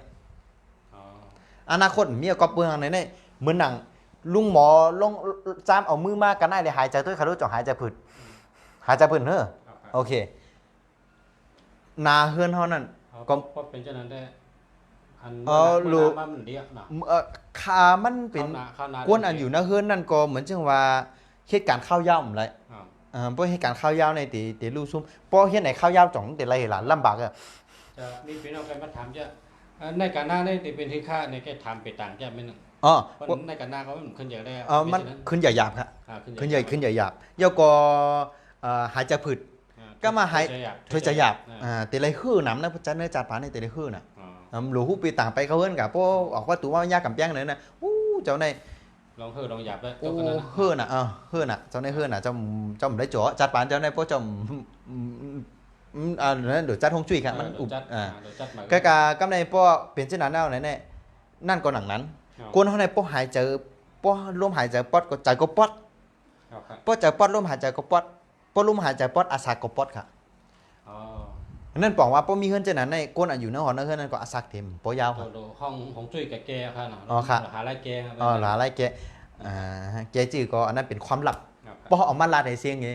ก็เหมือนทำเขาเหมือนไหวก่อนเนาะก็คือทีหลัง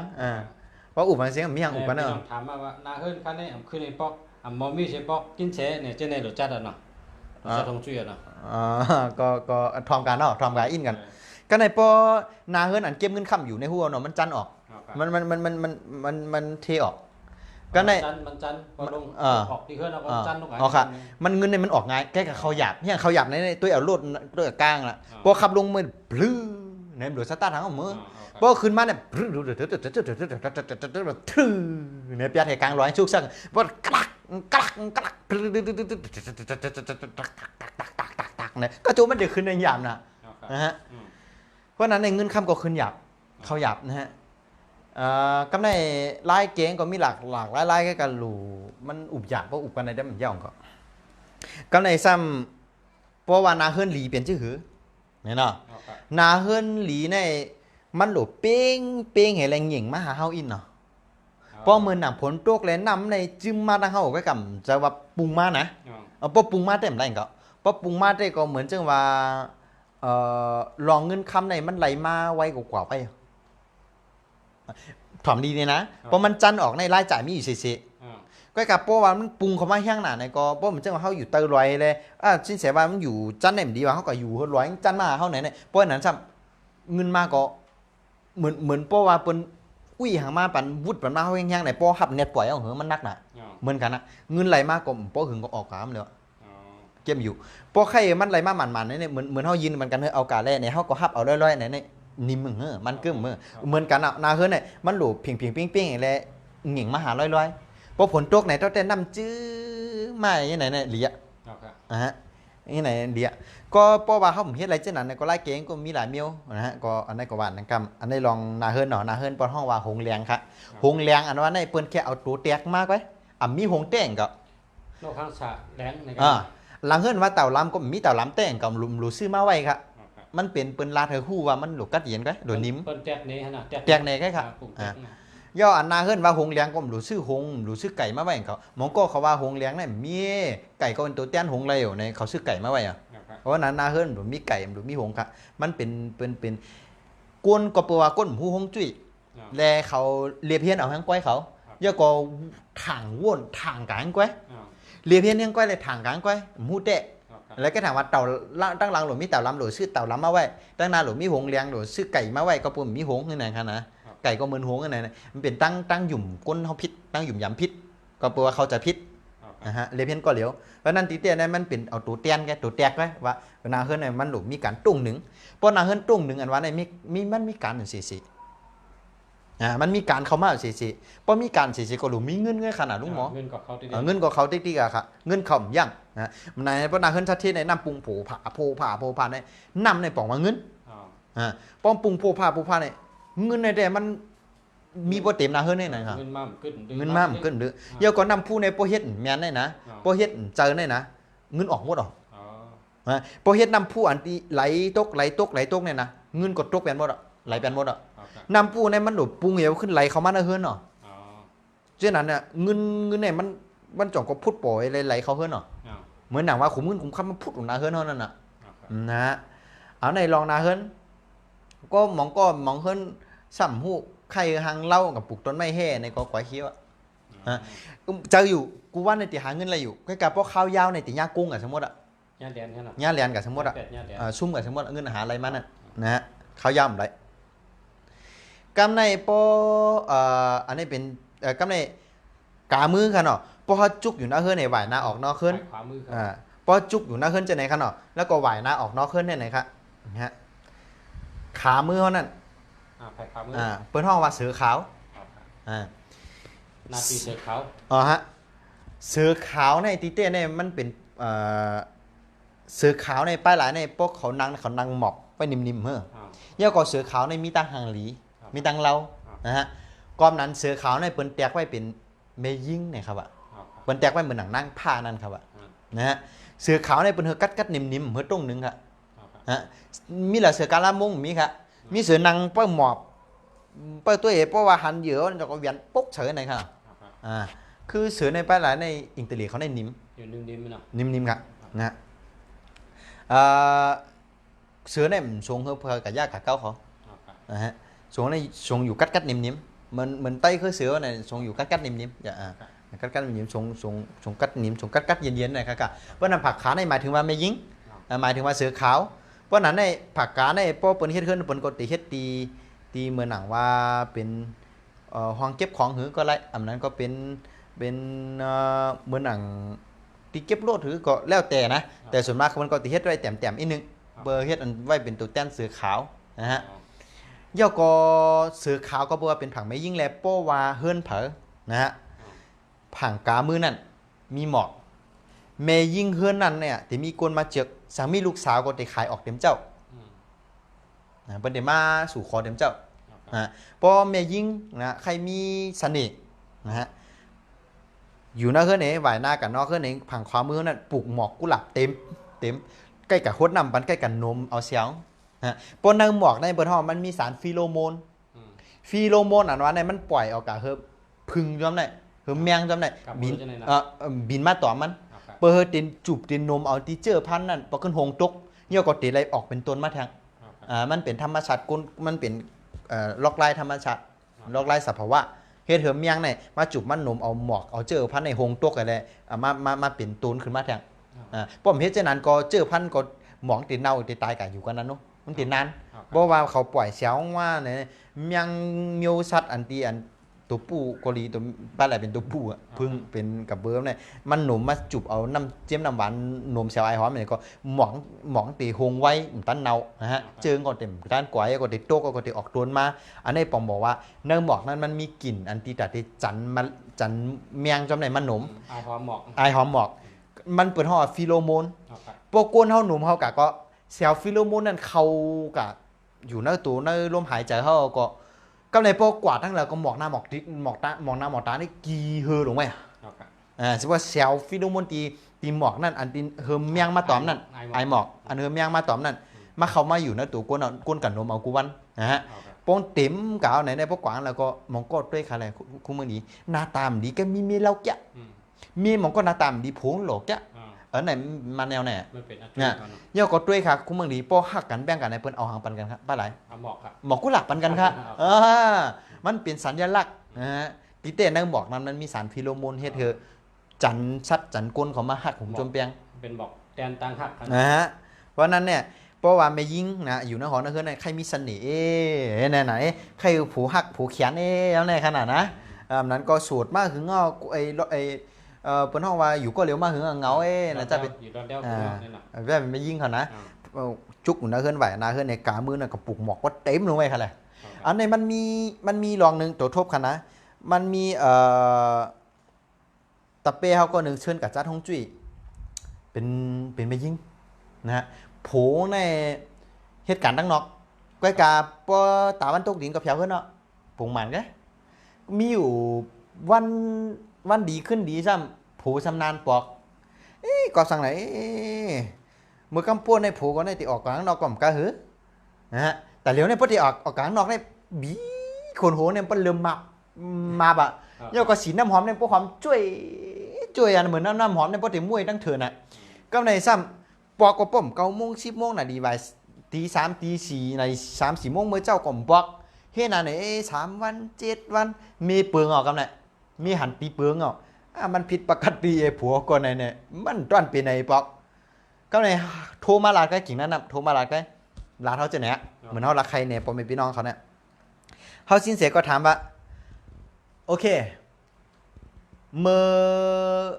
เมื่อกำป่นเปลี่ยนขนาดไหนวะเนี่ยเปลี่ยนวะโอเคป้อนนั้นในจอมหอจอมเฮือนจ่องมีหมอกค่ะเขาถามนะบ้านนึงก็เหลือจอมหอจอมเฮือนจ่องมีหมอกค่ะหมอกค่ะ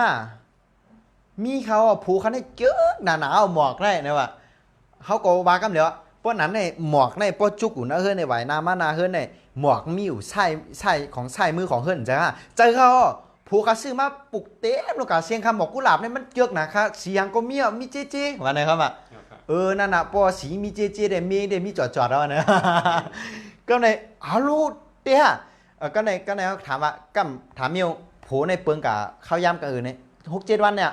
หมอกกี่มาเลย6-7 วันเราเมื่อเจ้าค่ะมือหมอกกี่เปลี่ยนเหรอเจ้าเนี่ยนั่นน่ะป้าแต่หมอกนั่นน่ะป้อนนั้นตีเลยหื้อเนี่ยว่ะป้อนนั้นก็หลุดเลยเจียนใจจีเอาเปียกเสียงอ่ะเนี่ยผมป้อเปียกเสียงโผตีหื้อครับโผปาดข้อกำเดียวครับให้ยังโผปาดข้อก็โผฮักนะลูกหมอกได้วะเนี่ยป้อนนั้นมันมีแผนการเฮ็ดจื้อค่ะเอาออกวันละ10%10%ก็พอลูกเจ้ามาไหนพอผูกกับเหตุการณ์ของเขาแก๊สแปดเฮลงนึงช่องลงมันหนังมันหงแปดนั่นขนาดผมหู้ครับลูกเมียวหมอกนี่มันเมียวหงกันน่ะพอวันลงช่องลงแก๊สป่นกับ3 วันทั่วมาลัดหมอกหงเสียงเขาค่ะหมอกหงเสียงเขาถามว่าหงเสียงว่าเป็นหือโผเริ่มมาปกติแล้วครับกะออกกาก็โป๊แต่งตัวหล่อน้ำหอมก็โป๊เสียวเขาเฮิร์นมากกว่าน้ำหอมแชมป์แบบเสียวแป๊กพิษปกติก็จับตัวมากเยี่ยวก็เขาเฮิร์นมากกว่าผงหมาน่ะนั่นน่ะมันป้าแต่กันนั่นน่ะป้อนำลูกกับจ้าท้องจุ้ยกูเลยจ้าเราขนาดมาจ้าทำหูถ่ายได้ป้อมาจ้าเตกะหือเนี่ยครับว่านะแล้วก็อะไรกับจ้าท้องจุ้ยปานนี้แต่เดี๋ยวนั้นเขาก็มีลูกครั้งก่อ2 กอค่ะนะฮะอันนี้เป็นลองหมอกนะฮะเพราะสั่งว่าเฮิร์นเหล่านะฮะผักไส้มือเนี่ยเพราะจุกไอ้หวานนะเฮิร์นออกในผักไส้มือเป็นผักก้นใจเป็นห่อผักมังกรเหมือนกันในผักเสือขาวกันนะ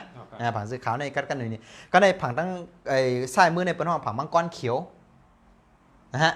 มังกรเขียวในมังกรในมันหลูตรงหนึ่งค่ะตัวแหละตัวในจ่องเหยียดจืดดื้อในค่ะมันกุ้งกับกุ้งมาในเหรอมังกรเขาห้องนักกาเนี่ยนักกาเสือในตัวปอดนากาซ้ำตัวยาวเหรอในเปิ้นบอกว่าใส่มือในดูอันที่เป็นป้อว่ามีเฮ็ดเป็นห้องเฮ็ดเป็นเฮือนเฮ็ดเป็นหางเกาหลีเนาะเฮ็ดคงไพ่เกาหลีเนาะใส่มือในอยู่เหยียดมายาวหรือผังเสือขาวในคือมีเฮอฮู้ว่าเฮอมันมีไว้ปอดเล็กๆเฮอมีหมอกเสือหมอกไปไหนกันก็การผังในซ้ำเฮ็ดเหมือนนากายาวนั่นเนาะเฮ็ดศาลายาวๆเฮ็ดเฮ็ดห้องยาวๆเฮ็ดเป็นอย่างก็ไรก็การมันดูยาวหรือเสือขาวเนี่ย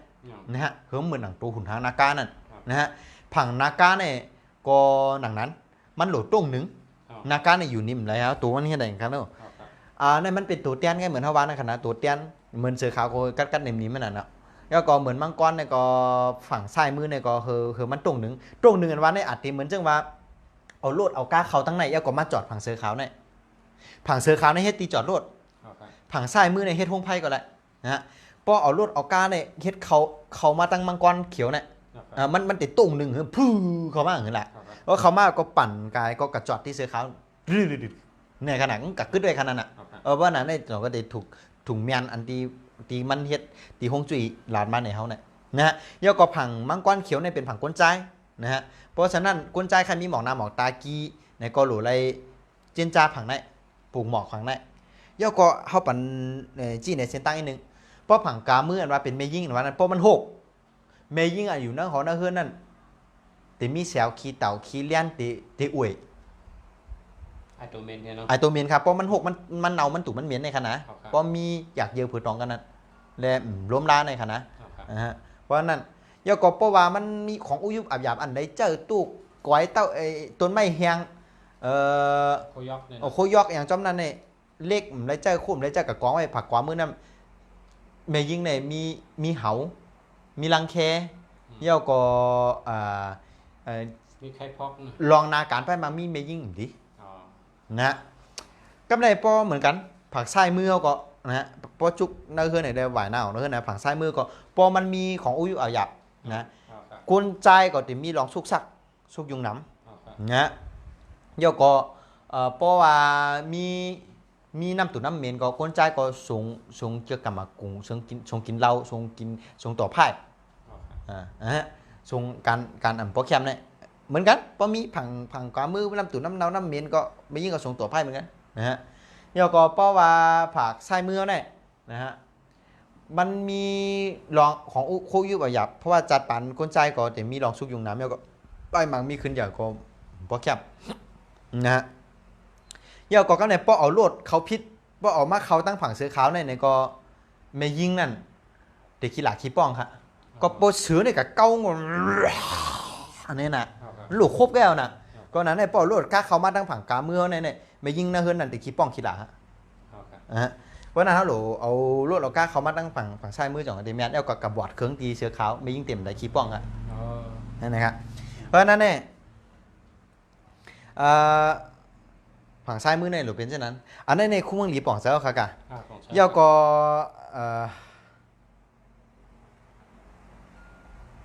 ยาวก็เปิ้นบอกว่าเพราะว่าหลังเฮือนเท่านั้นมันเป็นรอยก็ดี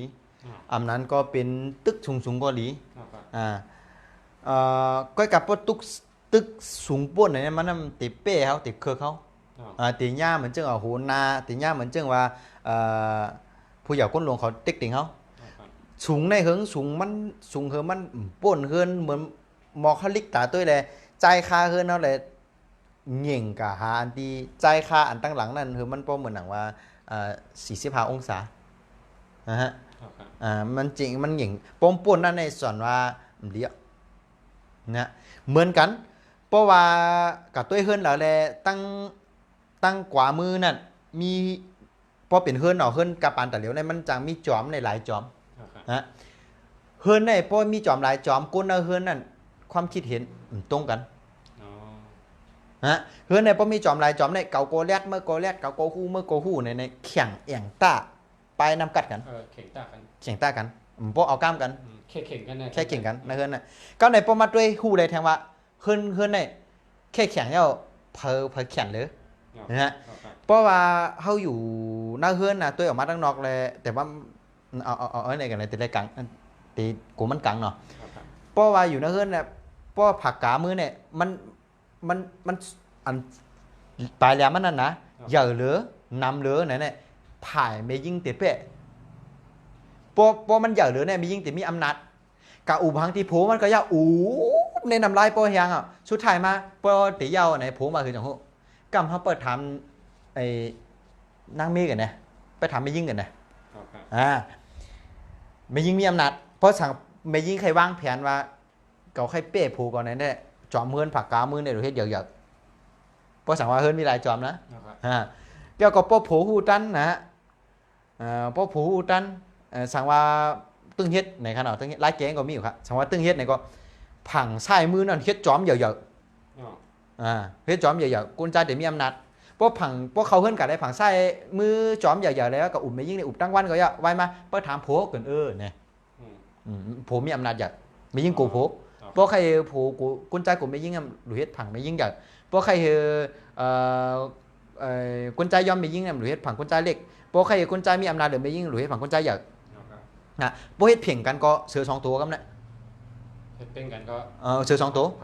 ความย้อนเผยก็เฮิรนดีเลยปนหลุมมีจอมเดียวนั่นขนาดพอเฮิรนมีจอมเดียวในป้ายวนติเป็นอันเดียวกันกำอุบกำลาติเป็นเดียวกันมันติกะเส้นตั้งเดียวกันเฮิรนในหลุมมีจอมเดียวพอมีหลายจอมก็จอมเด็กจอมแรกจอมนั้นก็ก้นนะเฮิรนในมันติเถียงกันอันร่องจะร่องก็เถียงเมื่อเถียงเขาพวกหลายๆกันก็จะเลี้ยวจะหนึ่งขนาดนะผมหลายๆวันจะเหมือนดีกินกลมบ้านนอนกลมรับให้นะใจจับไปนั่นก็ในลองจอมเฮิรนเนาะก็ในเหมือนกันทั้งนอกอันนั้นว่าไอ้ผังไม่ยิ่งอันว่าผังเสือขาวนั้นเพราะสั่งว่ามีห้องมีเฮิรนก็หรือมีอันที่เขาเฮ็ดขึ้นมาแล้วมันใหญ่นะไม่ยิ่งแต่มีอำนาจใหญ่หรือคนใจเพราะว่าผังไส้มือในผังว่ามังกรเขียวนั้นมันใหญ่เลยในก็คนใจเนี่ยมีอำนาจหรือไม่ยิ่งจอมบอกซะนะฮะเพราะผังใครมีอำนาจเหนือเพอในก็หลุเฮ็ดเพ่งเป็นกันตั้งนอกนั่นจอมเฮิรนก็หลุเฮ็ดจอมเดียวกันจอมก็จะเป็นน้ำหนึ่งใจเดียวกันครับนะฮะก็ในหนังนั้นเนี่ย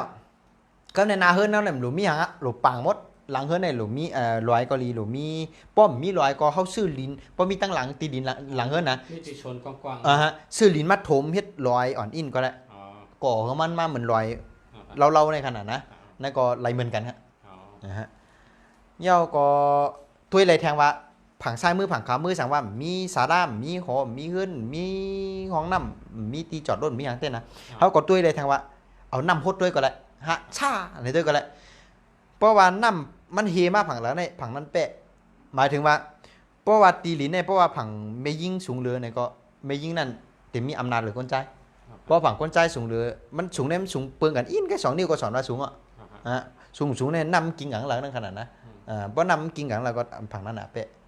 อ๋อ ฮะอันนี้ลองกันด้วยในเรื่องสลาปีตังสลาเพราะว่าสินเสเนาะเนี่ยป้มไปเขาเฮือนกันได้เฮือนก็ในนา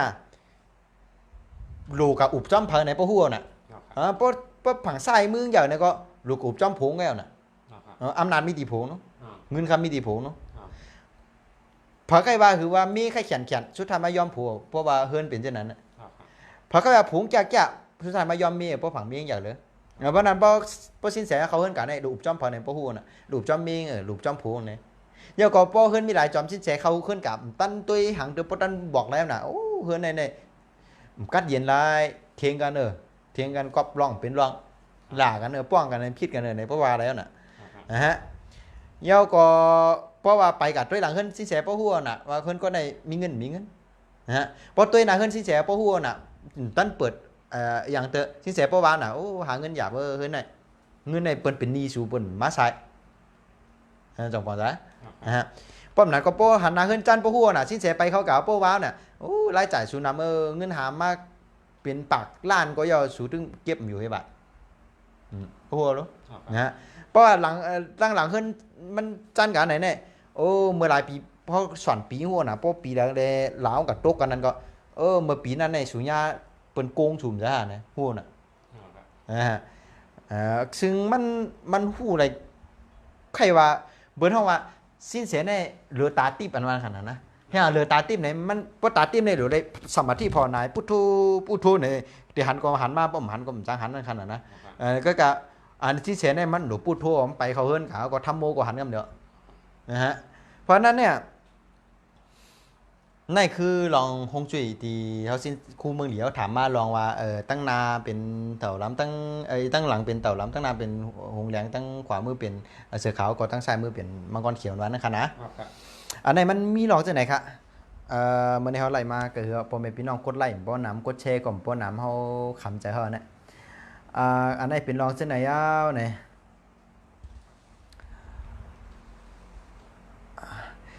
เขาตีลาดลองในกับเทคนิคก็แหล่งก็ปอเฮิร์นนะฮะปอเฮิร์นเนี่ยมันปอเฮิร์นดีลีในหรือเป็นซีเจซีเจงนะฮะปอเฮิร์นอันตีกาปันเหมือนเนี่ยมันจังวางอ่ะปอมันวางตั้งเหลือก็เตะไรผ่าตัดตั้งนั้นอ่ะนะปอเฮิร์นหนึ่งหลังในป้องวางหน้ากลางก็เตะได้ผ่าจอมขีปุ่มเนี่ย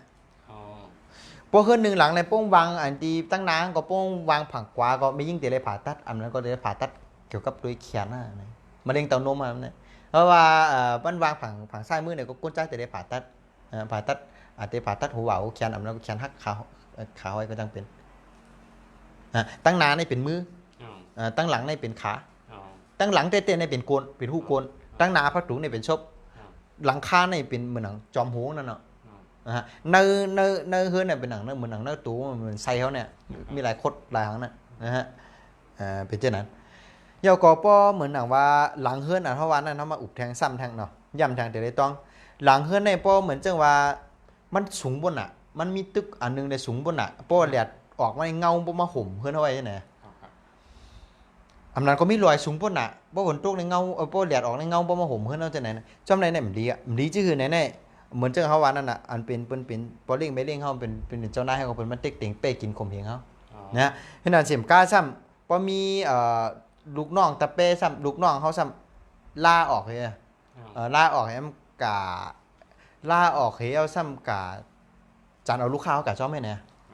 เปิ้นห้องหิมเอาลูกค้าย่อก็การกล้าขายก็มันตีเปิ้นห้องลู่เหลียวสุดท้ายมาตีลู่เหลียวลู่ซุ้มลู่ปังย่อก็ลูกก็ติดเรือกล้ามปอเมะให้ไหนครับนะฮะก็ในป้อเหมือนหนังว่าผักกามือเนี่ยนะฮะผักกามือเนี่ย อันว่าใช้มือกามือในเดี๋ยวอยู่ในเครื่องในตัวอยู่กับทั้งนอก ครับ นะฮะเพราะผังกามือในมันสูงเหลือนะฮะก็จะเป็นป้อสั่งเป็นในคอมพานี อ๋อ ในบริษัทเนี่ยอันเป็นลูกน้องอันเป็นนางยิงเขาอันเป็นมียิงเขาในแต่มีอำนาจเดียวหรือคนใจในบริษัทเนี่ย อ๋อ นะเพราะว่าเพราะว่ามันสูงเหลือนะฮะเพราะอันที่ผังซ้ายมือนั่นซ้ำสูงเหลืออันเป็นไหนเนาะอันนักกลางในซ้ำเป็นห้องว่าประธานครับนะ ครับครับ อันเป็นห้องเป็นเก้าเงามันน่ะ อืม เพราะผังซ้ายมือเนี่ยเพราะว่ามันสูงเหลือนะสูงเหลือก็สูงเหลืออันผังขวาก็ ครับ นะผังขวาเนี่ยสูงเหลือผังซ้ายนะครับ อ๋อ ผังขวาเนี่ยสูงเหลือผังซ้าย อ๋อ หมายถึงว่าไม่ยิ่งไงแต่มีอำนาจใหญ่หรืออันที่ก้นใจ อืม ก็กลับไปสูงป่นตัวหน้ากลางในแต่นะป้อมือหลังผักขวามือในสูงป่นตัวหน้ากลางในบอกว่าเมยิงอันที่ในกอมมานีเนี่ยเมยิงติโกง อืม ติโกงกอมมานีเนี่ยนะติโกงปีแล้วเนี่ยเดี๋ยวร้อนหนูนับลาวด้วยนะฮะแล้วก็นอกจากลูกน้องติโกงกอมมานีเอาเสียมก้ามป้อมีหนีมจอมหยับนะฮะ โกงในกันแต่ว่าหักหลังเนี่ย หักหลังนั่นกะ หักหลัง หักหลังนะฮะ อืม อำนั้นก็เพราะว่า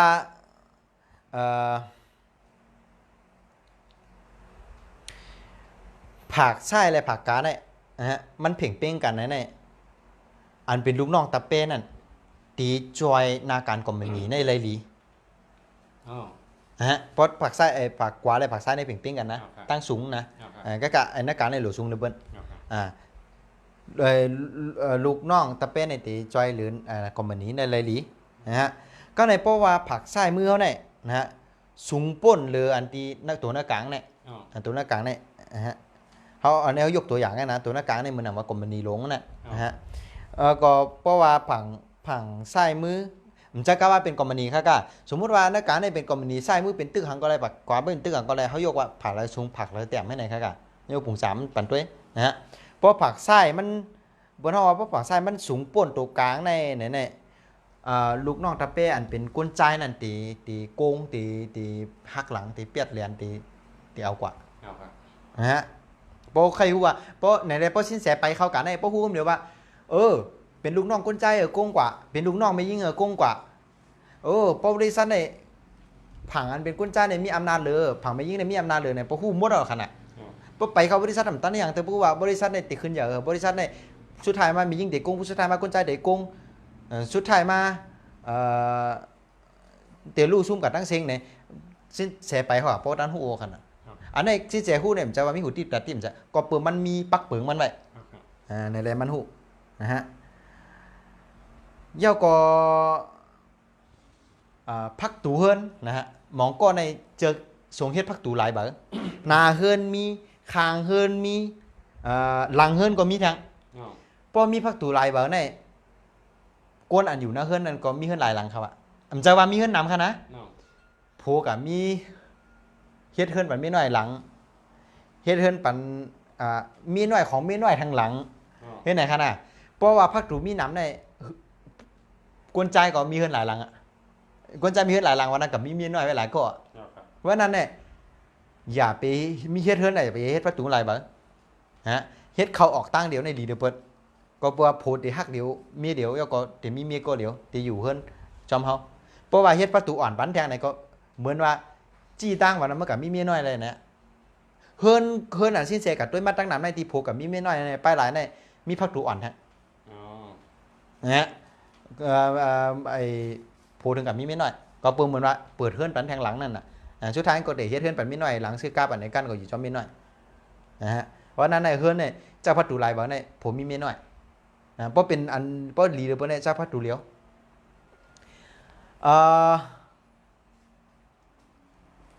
กำในลองเฮิรนในแค่ว่าจุ่มทนกำในมันติมีแทงรองเปิ้นฮ้องว่าเอาละก็มาใครแทงวันลองประตูป่องได้นะ เอาครับ และการได้เป็น ไอ้วันอีทจะได้ต้องพ่นน้ำได้มันต้องได้ครับ ต้องครับต้องครับ ครับ นะฮะกำในสินเสซ้ำติไรมาติมาลาดถึงว่าก็เปิดมื้อนี้เป็นวันที่8ค่ะนะมันเป็นวันอันตีเปลี่ยนลาวมันเนาะ อ๋อ เอาตีเปลี่ยนลาวแต่เลือนในครับ เอาครับ ตีเปลี่ยนมื้อใน รู้สึกว่าจะเปลี่ยนเหมือนในหมอกในแสสักแทงหมอกปอไหลส่วนเราก็เหลาก็อัปเดตเปลี่ยนแล้วครับนะฮะก่อนนั้นในเนื้อเหลือนในขณะเนื้อเหลือนกันยายนเนี่ยเนื้อเหลือนเกากะลาในขณะตั้งแต่เอาวันที่8เมื่อไหร่ต่อถึงวันที่8เดือนนะวันที่8เดือนเกากะลาต่อถึงวันที่8เดือน10กะลาปี2562ในนะฮะจานมาด้วยเปลี่ยนต่างจอมชินเสและฮู้ทัดกับจอมนั้นแล้วก็ถ่อมคันเนาะจะอันไปฮู้ว่าตัวเก่าเป็นท่าทางก็เขามาด้วยเปลี่ยนต่างที่สินใจเตลาดปันคะนะฮะพอฮู้ทัดในเฮาเตไรฮู้ว่าเฮาถูกดีเจ้ากระเป๋าเงินสีหางในเตเก็บเงินค้ำอยู่เฮาถูกดีใส่เสื้อโค้ทสีหางเลยคือตั้งหาเข้าหลีเฮาถูกดีเจ้าผ้าปูตีนอนปอกหมอนพามานสีหอสีเครื่องเฮาจำในจื้อเลยป้ายมักมีขึ้นอย่างดีเปลี่ยนสีเนียบมือจำในตาจื้อเลยเฮ็ดเตอร์ถี่จำในขนาดนะแล้วก็เดเจ้าย่อมสีขนจื้อเลยเตลีจำในเตฮู้กูลองครับอันนั้นเพราะไปต่างกับละ5ทัดนะฮะถูกลีกินการทางจำในครับนะฮะถูกลีนอนไหวหัวนอนกะตั้งหลายจำในถ่อมดีๆคันเนาะได้เป็นปีต่างกับละ5ทัดแล้วครับโกนก็แล้วอันสิ้นเสียอะไรด้วยไปต่างปันว่าเป็นทัดไม่นั่นครับนะฮะอันสิ้นเสียอะไรด้วยไปต่างปันว่าเป็นทัดไม่นั่นในวันตั้งแต่วันที่8เดือนเกากะลาในต่อถึงวันที่8เดือน10กะลาในเขาตั้ง30วันในนะฮะเตมีคนมาจอยแถมนะฮะย่อก็เตมีคนมาจอยแถมนั่นก็จะอยู่นะฮะก้อยการหลุดไรมีสติถงเงินโฮคาเดินในรายจ่ายเตน้ำนะฮะมีคนมาจอยก็การรายจ่ายซ้ำน้ำจอมปองใช่ครับจอยก็จอยอยู่รายจ่ายก็ซ้ำน้ำนะฮะอันนี้เป็นก้นทัดไม่ครับเพราะพอใครว่าทานังก็มาตัวปิดต่างซิเซครับเนาะก็เลยเขามาตัวก้นทัดไพ่ครับก้นทัดไพ่ตั้งแต่วันที่8เดือน9กะลาต่อถึงวันที่10กะลาเข้าตั้ง1เหลือในนะฮะเพราะซื้อถี่เตอร์ครับนะฮะพอซื้อถี่เตอร์ก็หนังนั้นอยู่ก้อยกาซ้ำเตไรเฮือไว้ครับในเหลือในก็เปิดเตไรมีปูนพ่อนน้ำเตไรหักทำนาการน้ำก็เปิดกามมันหลีนั่นน่ะมันเตไรเงินน้ำก็เปิดมันเตไรเงินน้ำเลยบนมันหลุดให้การน้ำเลยบนนะฮะแล้วก็จางเตอร์ถี่ฮะก็ในเขามาด้วยทางอันเป็นทัดลินครับนั่นเลยในตั้งแต่วันที่8เดือนเกากะลาต่อถึงวันที่10เดือนเกากะลาเนี่ยอันเป็นทัดลินในซ้ำเตนาการในตีกาดังนาตีจันอย่าทูดดีขึ้นนาการดีขึ้นนาการดีขึ้นแล้วก็มีรองตั้งหยาบผืนทางก็ได้ป่นกว่าไรแล้วก็เงินคำในซ้ำตีเหมือนที่เก็บอยู่ไว้เลยเนี่ยนะฮะแล้วก็โบนัสว่าที่ปกติได้น้ำแต่ได้ตั้งใจทำน้ำตั้งใจเลยนะครับก็ในเขามาตัวก้นอันตัวเปต่างอะไรออกมาว่าก้อนนั้นเป็นก้นทัดทองนะครับเนาะก้อนนั้นเป็นก้นทัดคำนะครับก้นทัดคำแต่วันที่8เดือนในต่อถึงวันที่10เดือนหน้าในเตมีข่าวดีเตมีข่าวเงาดีเจ้าก่อนนาการในตีขึ้นอย่างมาสูงครับนาการดีเลยเก่านาการดีครับก็ในมาด้วยทัดตัวสุดท้ายไม่ไพ่ลิ้นคำเนาะก็ในเป็นทัดนำครับทัดนำตั้งแต่วันที่8มือในนะตีสินเสร็จแล้วในวันที่8เดือนเกากะลาถึงวันที่10เดือนเกากะลาแต่ถึงวันที่8เดือน10กะลาโอเคเขาตั้ง1เดือนในตีไล่เปิ้นห้องว่านาการอ่ำป้อรับลื่นนี้ฮะมีลองกิจของอีกนึงมีลองอันกึดขำอีกนึงเหมือนจังว่าเปิ้นเดมาหิมเอานาการเฮากะหิมเอานาการเฮากะได้เหมือนจังว่าเปิ้นป้อเป็นลูกก้าก็ลูกเปิ้นมาแยงลูกก้าเฮากะเปิ้นมาแยงเอานาการเฮากะเปิ้นมาหิมกะเปิ้นมาหิมเอานาการเฮากะเปิ้นมาหิมเอาลูกก้าเฮากะเปิ้นมาหิมเอากะลองอันเป็นของเฮานั่นแต่มีคนมาหิมเอากะมันจะมีลองเฮอหิมเอากะนะฮะอันนั้นเปิ้นมาทำหิมนั่นหิมในเฮานะฮะแล้วก็จะมีลองตั้งหยับผืนน้ำครับบางคนในตั้งแต่วันที่8เดือนในเดือน9กะลาต่อถึงวันที่8เดือน10กะลาก็เป็นทัดน้ำคณะอันนี้ลอง5ทัดก็ในเฮามาด้วยอันตัวซัดของคำของก็ตั้นด้วยตัวว่าเป็นก้นทัดทางในคันเนาะก็มาด้วยเป็นต่างที่สิ้นแสได้ครับก็ในเฮามาด้วยอันเป็นตัวซัดครับมีอยู่4ตัวซัดก็หรือมีสติในตั้งแต่วันที่8เดือน9กะลาต่อถึงวันที่8เดือน10กะลาเนี่ย1ครับเป็นปีไก่ก้นก็ละอันเกิดปีไก่ในตีญาก้นมาเต็กติงครับเต็กติงอันว่าในผมบอกว่าหางในเปิ้นมาเป้กินนั่นเขาเปิ้นมาเป้กินเปิ้นมาขู่เปิ้นมาเต็กติงเฮานั่นครับนะกำในมาด้วยอันตัวสั้นเป็นปีไก่ในป่นกาวค่ะนะมาด้วยอันเป็นปีหนูครับก้นก็ละอันเกิดตัวสั้นอันเป็นปีหนูในไปอยู่หลีแต่ยอมคันได้เหลือน่ะ จางหยุ่มดีกินหวานพันปลายจูโอนจูเพิ่มเลยค่ะนะฮะเกิดปีนัวนะกำในเขามาด้วยอันดีก้นอันเกิดปีหมานั่นเหลือไงครับก้นเกิดปีหมานั่นเหลือไงเนี่ยตีญ่าเปิ้นฮี่เปิ้นแน่ค่ะ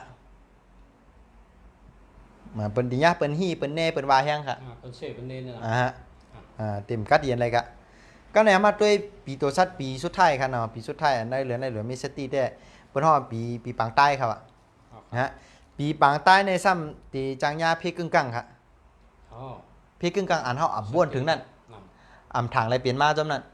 หลุดแล้วมีสติครับจางยาเพกึ่งกังจางยามีดบาดลวดตำมันกูลองๆกันนะเพกึ่งกังเนี่ยรวมมาก้อยจังไหนเนาะอ่ำทางได้เปลี่ยนมานั่นขนาดนะเพราะนั้นในตัวชัด4ตัวชัดอันหลวงเลยไม่ใช่ตีตั้งแต่วันที่8เดือน9กรกฎาคมถึงวันที่8เดือน10กรกฎาคมก็หุ้ยอ่ะ5ทัดอันหลวงเลยมีอันที่ทบลองหางในเหลือในเหลือวันที่8เดือน9กรกฎาคมถึงวันที่8เดือน10กรกฎาคมก็หุ้ยอ่ะยาก็ลองห้องจุ้ยอันที่คู่เมืองเหลียวถามมาก็เขาอะไรซับแรงกับยาป่องเจ้าคากำไรแต่พอไม่ปีน้องเขาตีป่องเจ้าจมกะที่พอไม่ปีน้องถามมาก็ถามอะไรก็กันนะเฮิร์นในแต่จริงเฮิร์นมักมีเนี่ยนะอันนี้ก็จริงใส่แบบกะเข้มเดียวครับก็เพื่อว่าคู่เมืองหลีในเนาะก็เลยกะเก็บเอากำถามอันที่ปอมเป็นพี่น้องเขาคำเจอคลองเจออ่ำป่องเจอจำนั้นกะเก็บเอากำถามจำนั้นมาเป็นตังตัวปอมเป็นพี่น้องเขาเลยมาถามสินเสียเฮอชิบเสียว่าขึ้นซับแรงปัจจัยไหนครับเนาะสินเสียก็เป็นผู้ประตอบนะฮะแล้วก็คู่เมืองหลีเป็นผู้ประถามจังไหนครับถามตอบนั่นเป็นปัญหารายการถามตอบมันเป็นรายการของสินเสียฮะเดี๋ยวคู่เมืองหลีสองก้อย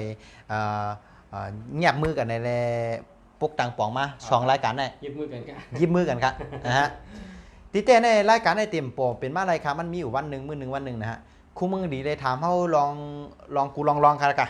มาจะเป็นลองไตเตี้ยนไตอ้างลองเน็กหนามลองเป่ากระถามในว่ามันเป็นมาชื่อในคู่มือดีก็เฮ็ดมาหนึ่งฮู้ก็ฮู้พองก็กะคือฮู้เจียงแรงแทงปีฮู้หนึ่งน้องฮู้สองได้ถามเอาน้ำฮู้กันคู่มือดีก็เลยมาถามเขาก็เลยลาดกะว่ามันอยู่ในธาตุเลป้าไตเตี้ยนเป็นธาตุไฟเป่ากระถามเป็นธาตุลมเน็กหนามเป็นธาตุลิ้นแล้วก็กินอ้างจำไหนเป็นธาตุหน้ามือในคู่มือดีหาจังนั้นก็ถามกันตั้งนำครับจะกำเยี่ยวเดียวครับถามลองไหมพงถามลองไหมรถไหมกาพอรถกาหนำปัดเจ้าไหนแต่เป็นชื่อหือก็ถามกันกะก็โคกันกะฮะถามหนำปัดเฮิรนพอเฮิรนหนำปัดเจ้าไหนก้นอยู่นะเฮิรนตีเป็นลองชื่อหือลองตั้งชื่อหือพอหนำปัดพงเจ้าไหน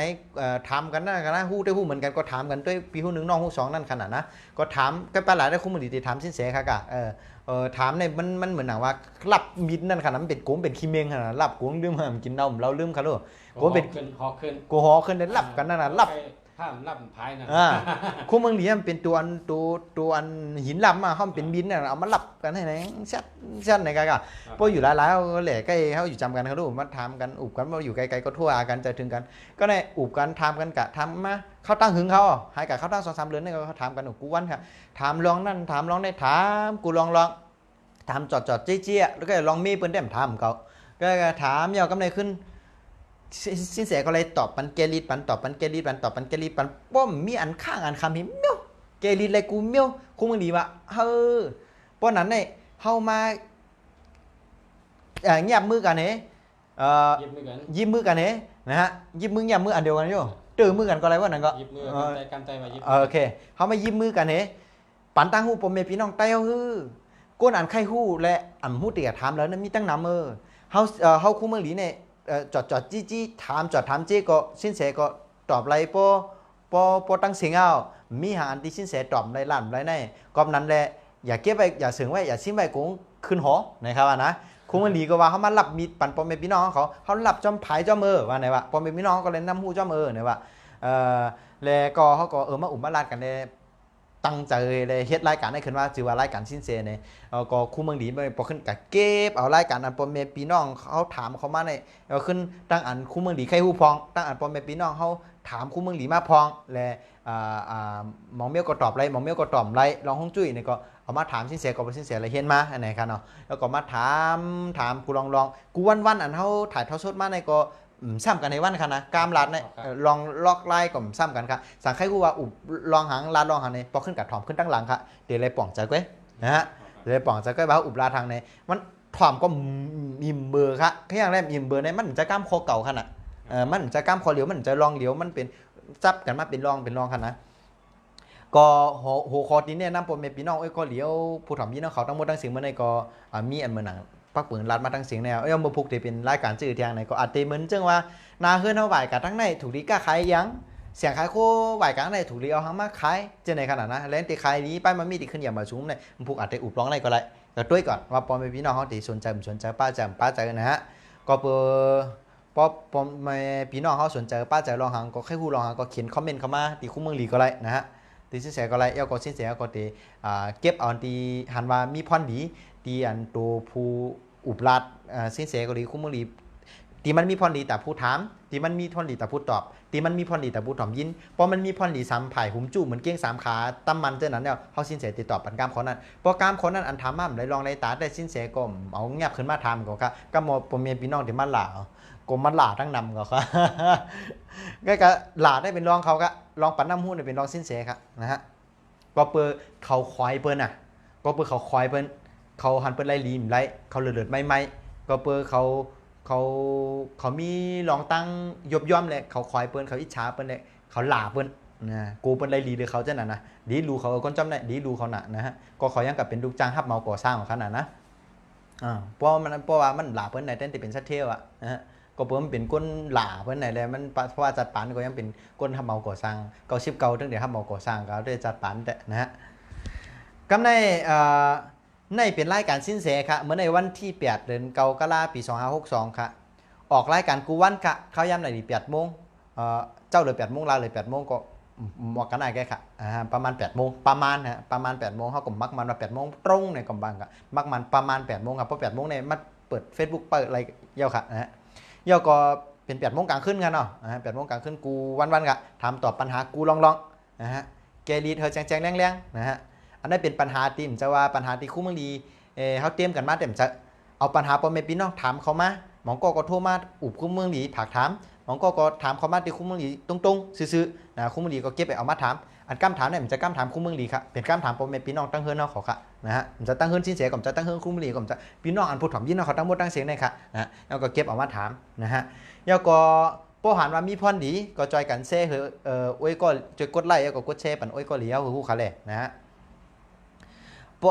ป้าเจอทำลองฮงจุ้ยนะฮะอันนั้นก็ลองปีต่างกาลาตาติบนะฮะตั้งกาลาหาทาดไหนก็กับสืบมาไลตีสินเสียค่ะ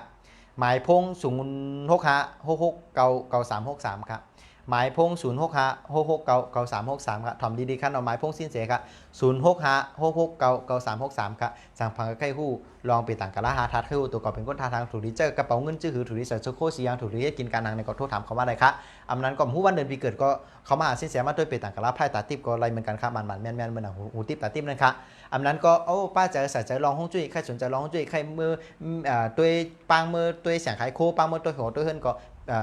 ติดต่อสินเสียมาอะไรตีหมายพงในเอาค่ะ065669363ถ่อมดีๆทั้งกำค่ะเนาะ065669363สินเสียในอยู่หลังวัดป่าเปาค่ะอยู่ที่ชุมชนหมู่บ้านอุ่นอารีนะฮะห้องสีเขียวๆเหมือนเปิ้ลค่ะสีเขียวๆมีอยู่ก็เหลียวในใกล้ค่ะนะฮะบนห้องสีเขียวกินผักเขียวมีก็เหลียวนะฮะแล้วก็อยู่ตรงคำซอย7ค่ะน้ำปลาทองก็17/6ค่ะนะมาตั้งหลังเอากามาจอดไว้หลังวัดป่าเปาไปมากก็อะไรอันนั้นก็เอากามาจอดหน้าห้องสินเสียก็อะไรค่ะกาเอามาจอดในแถวตีจอดแถวหน้าห้องในอะไรกำเดียวครับ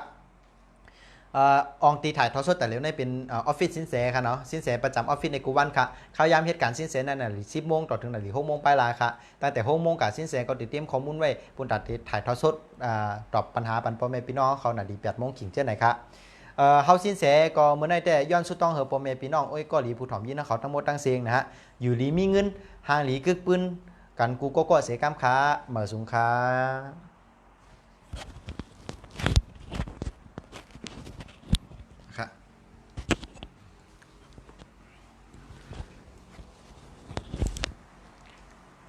มาสงครับพ่อแม่พี่น้องเขาไล่ตั้งหูน้ำไล่ลองไล่มิ้วค่ะเนาะมันหนังว่าเมื่อพุกได้ใส่เสื้อสีหังในเนาะเจ้าไหนก็เรียกว่าผมจมค่ะเนาะเพราะว่าเขาอะไรใส่จอมแมนจอมวันเกิดเขาแมนจอมถัดวันอันที่เขาใส่กันนั่นเขาแต่มีจกมีหลับมีฉุนมีหลับชื่ออะไรขายแมดก้าวขายมันขนาดว่าเมื่อพุกแต่กล้าตั้งเลยเขากล้าขายดีเขาคนตั้งหลายเปิ้นมีเมตตาที่เฮาในก็เฮาก็ตั้งหลายแต่มีหลับในก็ซ้ำตื่นเสียหลับปันวันเลยว่านั่นค่ะเนาะยาวก็ก้นอันทัดใจตกแห้งใจตกมันก็ไปอยู่ลียุบยอม เจ้าในก็ใส่เสื้อสีหังให้ขึ้นอยู่ดีกินหวานและถัดใจขึ้นแก่นแข็งมีแห้งมาเจ้าในก็จะมีแก่จำบัดแต่วันนั้นค่ะเนาะ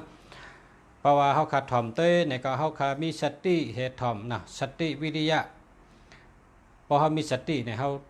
อันดีเอานะอันดีก็เอาอันอ่ำดีอันเมาก็แปดนะพอดีก็เอาพอเมาก็แปดนะจอมหนังว่าตั้งหูนั่นแหละมันหลุดมีกูเมียวเหมือนหนังคาบาเมื่อกี้นั่นน่ะตั้งกินเนี่ยเพราะเขาเลยกินเจ๊ๆเนี่ยก็เขาเลยกินวิตามินเจ๊ๆนะพักเยอะนั่งเขียวก็เลยกินหมักไม่ก็เลยกินเนื้อปลาก็เลยกินเนี่ยก็ออกเขาคาเกาหลีนะเนาะไปวนเขาคาเกาหลี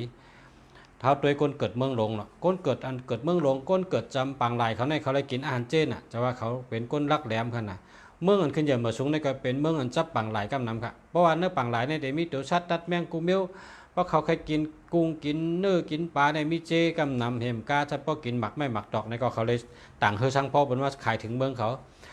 หมักไม่หมักดอกกันเป็นมาขายเป็นเขาก็ชอบเลือกว่าอันดีมันเลือกว่าอันทางดีมันเลือกว่าอันเข้มหันน่ะเนาะเลยกินตั้งกินดีหมักไม่ดีพักยานั่งเขียวเกาหลี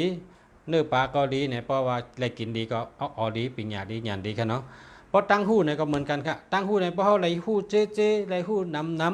อะไรหู้กูเมียวเนี่ยก็หมังเมียวเพราะเขาหลุดใจก็เอาใจเพราะเขาเมียวเขาหลุดใจเนี่ยก็ถ่อมไว้เจ้านั้นฮะเนาะเพราะเขาสั่งว่าเขาหลุดใจมากเนี่ยก็เขาเก็บมาใจเลยก็กะพอมีคนหลาดปันเขาจังก้อยหู้